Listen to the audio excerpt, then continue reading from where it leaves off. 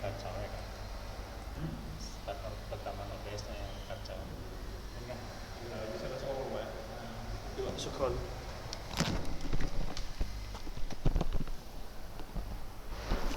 Assalamualaikum warahmatullahi wabarakatuh. Ya, afwan ya anak Ustadz karena ada kendala mati lampu tadi ya. Ya, nah, tadi kita lanjutkan ya bahasannya tadi ya. Tadi Ustadz mengatakan ujian untuk kalian ini lebih besar, lebih besar daripada ujian Ustadz di masa Ustadz tahun-tahun 90-an ya. Ustadz kayak 87 ya. Ustadz lahir tahun 87 ya. Jadi Ustadz itu hidup di tahun 80-an sampai 90-an sampai 2000-an ya.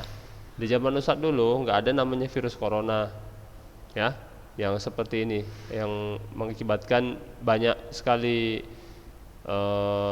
masalah ya. Seperti antum tidak bisa sekolah kan. Ini ujian buat antum. Berat nggak menurut antum belajar melalui kayak gini? Enak nggak? Ya, enak kan? Nah itu dia. Jadi bagaimana caranya biar antum tetap semangat gitu kan? Tetap istiqomah belajar. Ya, kuatkanlah iman ya. Kuatkan iman. Kemudian perbanyak melihat atau membaca ilmu-ilmu agama ya, dari buku, dari ustadz gitu. Karena kedepannya ujian untuk kalian itu lebih berat lagi nanti, lebih berat, ya, lebih berat. Belum lagi nanti ada istilahnya datang fitnah-fitnah. Ntar Ustadz mati suaranya ya.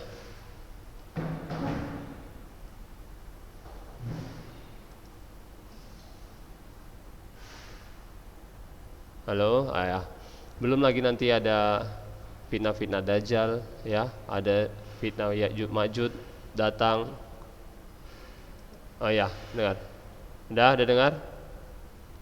Ya, ada fitnah-fitnah Dajjal, Ya'juj Ma'juj ya. Itu fitnah-fitnah fitnah besar itu akan nampak, tapi mungkin mudah-mudahan enggak di zaman kalian ya. Tapi di zaman kalian nanti yang pasti fitnah yang datang itu fitnah ujian berupa kenikmatan atau kemewahan yang diperlihatkan sama kalian. Itu berat kita untuk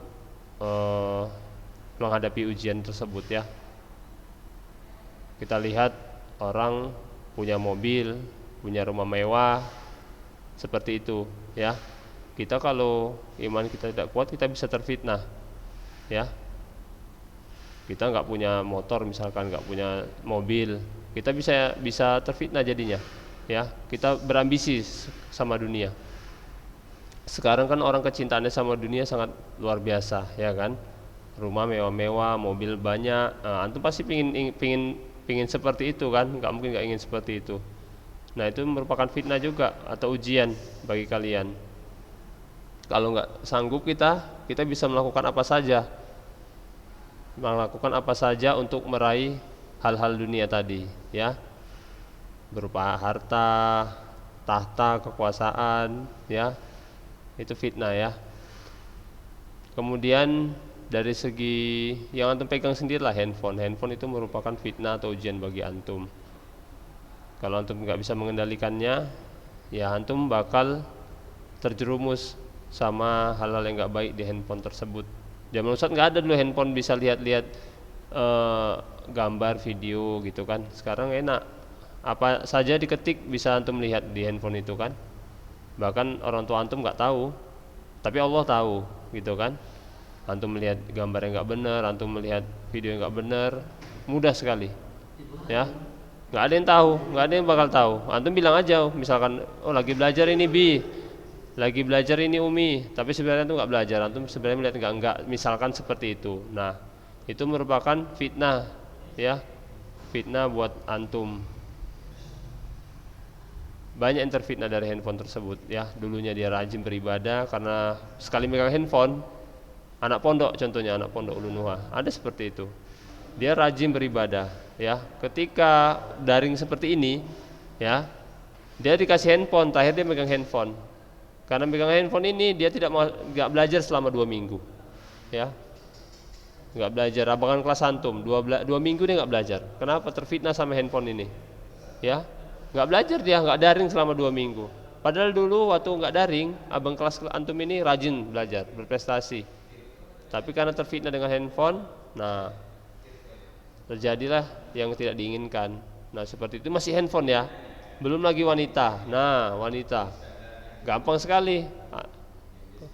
Wanita, kalau misalkan antum nggak kuat iman antum, di WA sama wanita seperti itu kan, nah antum bisa, ya, dalam arti kata antum bisa sampai berzina mata, ya, berzina hati, seperti itu.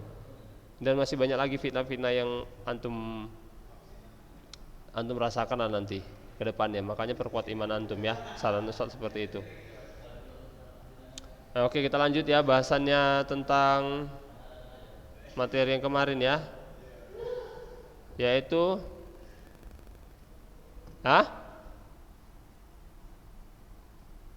materinya lanjutan yang kemarin, perkembangan tubuh remaja.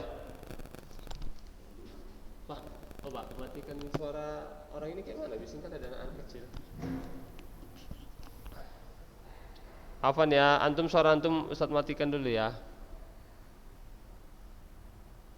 Ada anak kecil tuh suaranya bising kali.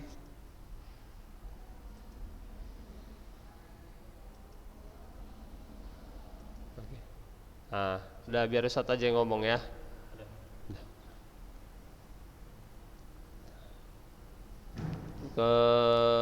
Kemarin ciri-ciri anak sehat dan tanda-tanda gangguan kesehatan, ya. Ciri-ciri anak sehat yaitu tumbuh dengan baik, dapat dilihat dari naiknya berat badan dan tinggi badan secara teratur dan proporsional. Kemudian tangkas, mata bersih dan bersinar. Ini belum saya sampaikan ini ya. Ini saya bacakan ya. Ciri-ciri anak sehat dan tanda-tanda gangguan kesehatan. Ciri-ciri anak yang sehat, pertama, tumbuh dengan baik, ya, dapat dilihat dari naiknya berat badan dan tinggi badan secara teratur dan proporsional. Nah itu ciri-cirinya salah satunya, ya. Kalau ada anak kecil misalkan dia umur 3 tahun atau 2 tahun tapi beratnya cuma 1,5 kilo, ya, itu enggak sehat, berarti dia enggak normal, ya. Kemudian yang kedua, tangkas, gesit dan gembira, ya, tangkas, gesit dan gembira.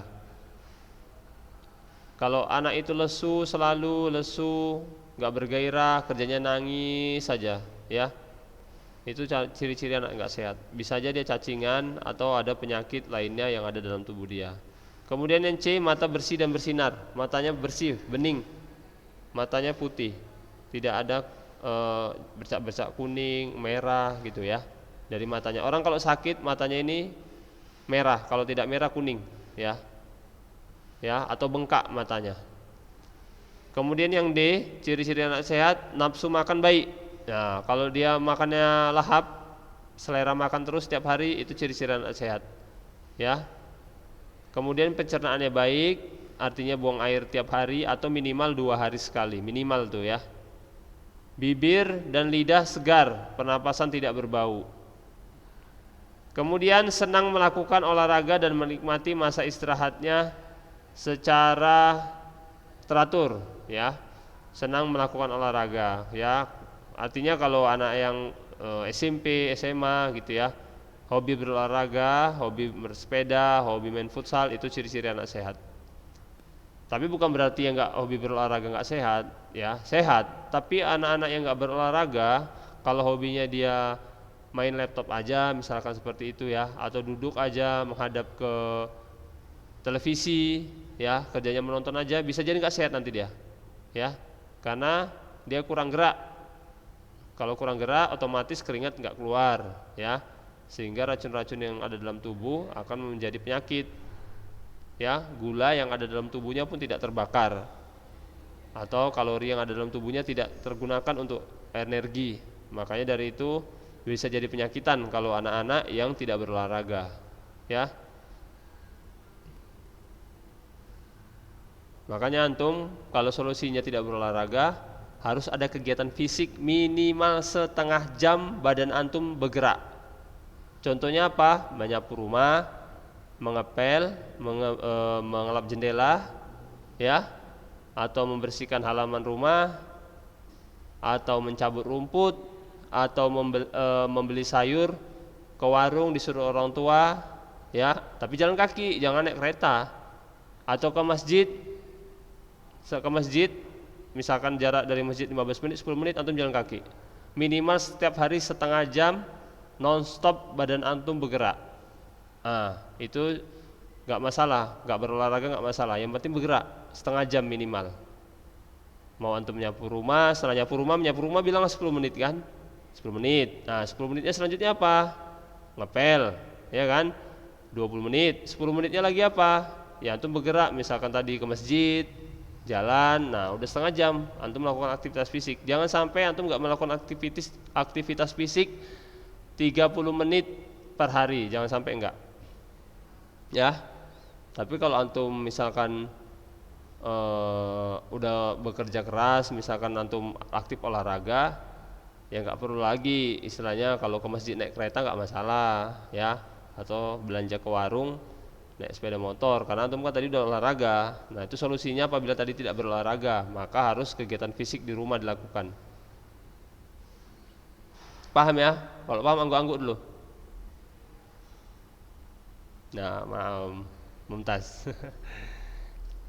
Ya itu ya, minimal setengah jam. Ingat atau Ustaz ya, minimal setengah jam harus aktivitas fisik. Sampai kapan? Sampai ajal menjemput. Ya, ya tiap hari gitu ya. Ya karena Rasul seperti itu juga, ya, bergerak Rasul, rajin bekerja. Setengah jam minimal.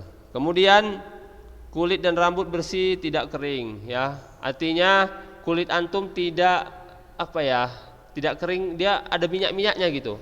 Di wajah kita ini ada minyak-minyaknya gitu. Di tangan kita ini. Bukan berarti berminyak jerawat gitu, bukan. Kalau kejerawatan kayak seperti Ustadz ini bekas jerawat ya. Itu yang enggak sehat juga kulitnya. Berarti ada masalah. Artinya kulitnya enggak kering. Antum bisa bedakan enggak orang yang kalau kulitnya lembab sama enggak? Dia berkerak gitu. Pernah lihat ya? Biasanya gini, orang yang kurang makan sayur. Nah, orang kurang makan sayur sama yang rajin makan sayur beda tuh kulitnya.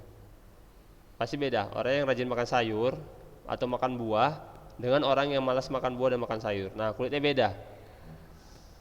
Kering kulitnya yang enggak pernah makan sayur, enggak lembab. Nah, seperti itu ya. Enggak cerah. Meskipun dia hitam, kalau hitam dia kalau rajin makan sayur dan makan buah, dia kulitnya itu lembab. Memang gelap, tapi dia kulitnya lembab gitu. Enggak kering.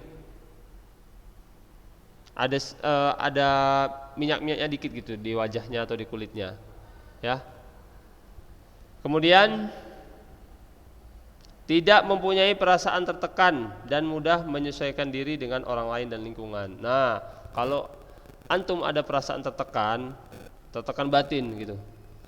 Tertekan batin, antum stres, ada pikiran berat. Misalkan antum sering dimarahi orang tua, ya, sering diejeki teman, sering mau dipukul sama orang tua misalkan. Nah, itu antum berarti nggak sehat, batinnya nggak sehat ya, dari segi batinnya, rohaninya nggak sehat. Ya, tertekan kita, tertekan. Sikit-sikit dimarahi. Nanti air jatuh bekas minum dimarahi. Nanti lupa nutup pintu dimarahi. Nah, antum tertekan di situ. Ada yang seperti itu. Mungkin kalau ada anak-anak seperti itu di grup ini ya sabarlah ya. Mungkin itu ujian bagi antum. Ada yang seperti itu, kita mengetahui anak-anak di SMP Lunuha, di SMA Lunuha seperti itu. Orang tuanya temperamen. Jadi setiap saat dia kalau melakukan salah sikit dimarahi. Antum kan gak enak kalau salah sikit dimarahi kan? Enak enggak? Misalkan, tarik, cuci piringnya. Disuruh cuci piring, gak mau cuci piring. Memang kau anak apanya kau? Kalau kayak gitu gak enak kan? Nah, tertekan batin kita. Tapi kalau orang tua antum paham, sabar, ya enak, syukuri. Tapi kalau ada misalkan seperti itu di antara kalian, saran Ustadz jangan langsung putus asa ya, sabar pelajari ilmu agama ya. Itu kadang-kadang ujian lah, ujian buat antum memiliki orang tua yang temperamen atau pemarah. Ya, Ustaz nggak menanya di sini siapa, ya, karena itu merupakan aib kalau nanti ngaku kan menjelekkan orang tua sendiri. Ya, kalau ada seperti itu sabar, sabar. Nanti antum mudah-mudahan mendapatkan pahala yang besar, ya, kalau dapatkan ujian seperti itu. Kalau dimarahi jangan balas marah, ya kan? Nanti dimarahi misalkan, Torik, cuci piringnya, Torik sapu rumah. Memang kau anak apanya kau, katanya, susah kali diatur. Ya bapaknya siapa dulu? Nah, lawan pula kan, ya kan? Janganlah kena apa jurus kungfu panda nanti. Ya kan? Nggak boleh ya. Orang tua, sesalah-salahnya orang tua kebaikannya lebih banyak, ya. Kebaikannya lebih banyak. Ibaratnya kesalahan orang tua itu seperti setetes air laut, setetes air dicelupkan ke samudra, ya. Salah orang tua itu setetes, samudranya itu kebaikannya dia. Paham maksud Ustaz ya? Iya, setetes itunya itu kekurangan orang tua antum yang enggak antum suka. Tapi antum ingat kebaikannya. Samudra ya, seluas samudra. Nah, seperti itu. Jangan diingat, aduh seluas samudra kesalahan orang tua saya nih. Banyak kali salahnya. Setetes saja kebaikannya. Wah, enggak mungkin seperti itu ya. Enggak mungkin. Antum berapa karung beras yang udah antum makan selama lahir? Coba ganti, bisa nggak? Nggak bisa ya, nggak bisa. Makanya itu masih beras, ya. Belum popok antum, pampers antum. Kalau antum hitung-hitung, ratusan juta bang, banyak kalau dari lahir, ya kan? Belum lagi ibu, ya. Ibu udah bertaruh nyawa, ya. Antum belum pernah bertaruh nyawa sama ibu kan? Misalkan ibu antum mau dirampok, antum bela, udah bertaruh nyawa sama rampok itu, belum kan? Tapi kalau ibu udah pernah bertaruh nyawa sama antum, melahirkan antum itu taruhannya nyawa. Nah, itu nggak bisa dibalas kan? Nggak bisa dibalas. Maka dari itu kalau ada orang tua yang ngomel, ya sabarlah, sabar ya. Nanti kalau antum menikah kan udah bebas antum, udah nggak satu rumah sama orang tua, ya kan? Ya. Nah, seperti itu, jangan dilawan. Nah, itu saja mungkin Ustaz sampaikan ya, ciri-ciri anak sehat tadi ya. Minggu depan kita lanjut lagi. Ya, jika ada pertanyaan WA Ustadz atau masalah-masalah pribadi nggak masalah WA Ustadz tentang masalah rumah tangga ya di keluarga antum, WA Ustadz. Kalau Ustadz ada solusi Ustadz sampaikan ya. Ustadz rahasiakan siapa antum, nggak usah kasih tahu ke teman-teman ya. Misalkan ada masalah, jangan disimpan. Ada kadang-kadang anak-anak ini disimpan di dalam hati. Ya, guru nggak mengerti, padahal dia itu ada masalah berat di dalam hatinya. Dia malas belajar, dia malas Zoom. Ada masalah besar di batinnya dia itu. Cuma dia nggak tahu mau bercerita sama siapa kan. Nah, jadi guru, Ustadz di sini tugasnya membantu itu, ya. Mungkin Ustadz nggak ngasih materi, tapi mungkin mengasih ilmu, mengasih dorongan atau motivasi sama antum, nggak masalah ya Ustadz. Ya, kalau ada masalah-masalah seperti itu. Tapi kalau nggak ada masalah di rumah antum, alhamdulillah, ya. Semangatlah kalau kayak gitu, disyukuri, semangat Zoom ya. Oke, paham anak Ustadz? Ya, nah syukuran jazakallahu khair ya sudah berpartisipasi di Zoom ini. Semoga antum semua diberikan kebaikan atas disiplinnya antum di Zoom ini ya, diberikan rezeki yang banyak oleh Allah Subhanahu Wa Taala ya. Mohon maaf jika Ustaz ada salah penyampaian. Ya, Ustaz sudahi dengan doa kafaratul majelis. Subhanakallahumma wa bihamdika asyhadu alla ilaha illa anta astaghfiruka wa atubu ilaik. Assalamualaikum warahmatullahi wabarakatuh.